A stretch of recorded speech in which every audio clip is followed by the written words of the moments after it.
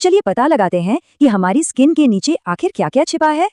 तो आइए इस रहस्य से पर्दा उठाते हैं, एक एक परत करके। तो हमारे आज के इस टूर में ये 5 स्टॉप्स होंगे। हम शुरू करेंगे बिल्कुल सतह से यानी स्किन से, फिर जाएंगे मसल्स की पावरफुल लेयर तक और आखिर में समझेंगे कुछ बहुत ही ज़रूरी नेटवर्क्स के बारे में। तो चलिए शुरू करते हैं। सबसे पहले उन हिस्सों की बात करते हैं जिन्हें हम अपनी छाती पर आसानी से देख या महसूस कर सकते हैं। इनको आप एक तरह से हमारे शरीर के मैप के लैंडमार्क समझ सकते हैं। तो ये देखिए, ये है हमारी छाती का बेसिक ढांचा, इसकी नींव। सबसे ऊपर जो हड्डी है वो है हमारी कॉलर बोन यानी क्लेविकल, और बीचों बीच है ब्रेस्ट बोन जिसे स्टर्नम कहते हैं। अब देखिए, ये सिर्फ हड्डियां नहीं हैं, ये हमारे अंदर के जरूरी ऑर्गन्स के लिए एक शील्ड, एक सुरक्षा कवच की तरह काम करती हैं, और साथ ही हमारी मसल्स को जुड़ने के लिए एक मजबूत बेस भी देती हैं।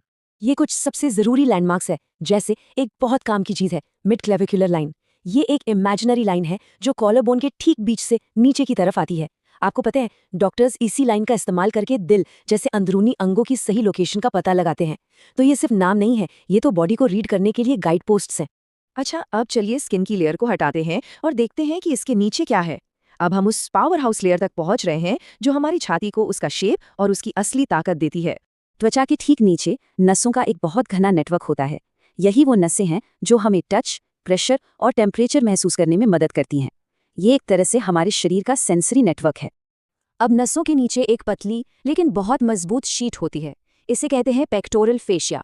आप इसे एक तरह की रैपिंग शीट की तरह समझ सकते हैं जो नीचे की बड़ी मसल को प्रोटेक्ट करती है और उसे अपनी जगह पर बनाए रखती है।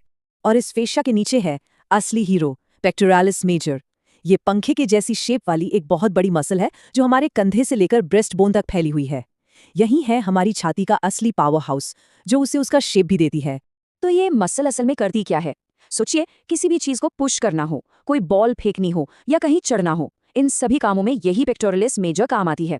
ये हमारे अपर बॉडी की ताकत का मेन सोर्स है। अब हम पेक्टोरल रीजन के एक बहुत ही स्पेशल ऑर्गन की तरफ बढ़ रहे हैं। ये मेल और फीमेल दोनों में मौजूद होता है, लेकिन फीमेल्स में इसका एक बहुत ही खास रोल होता है।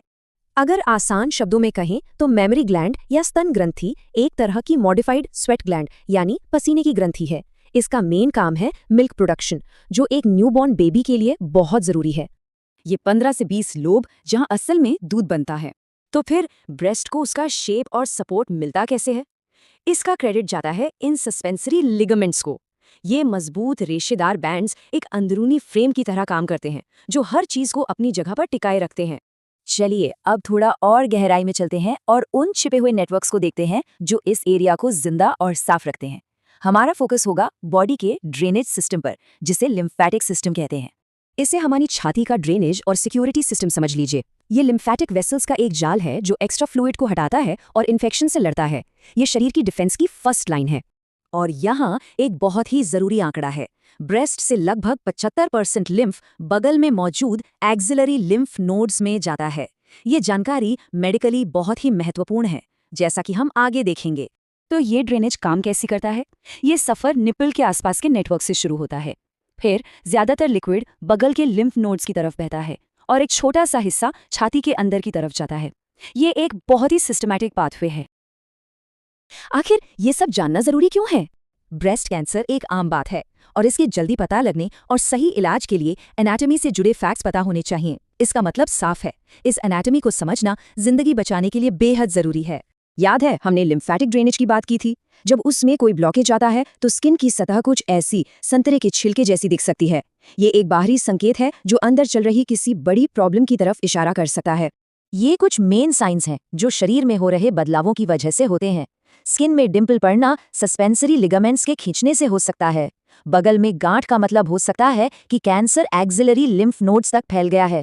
ये जानकारी हमें अलर्ट करती है। तो सबसे बड़ी बात क्या है? अपने शरीर की बनावट को समझना सिर्फ किताबों का ज्ञान नहीं है। ये वो ताकत है जो हमें अपनी सेहत के बारे में सही फैसले लेने में मदद करती है, और हाँ, ये सचमुच में जीवन बचा सकती है। अपने शरीर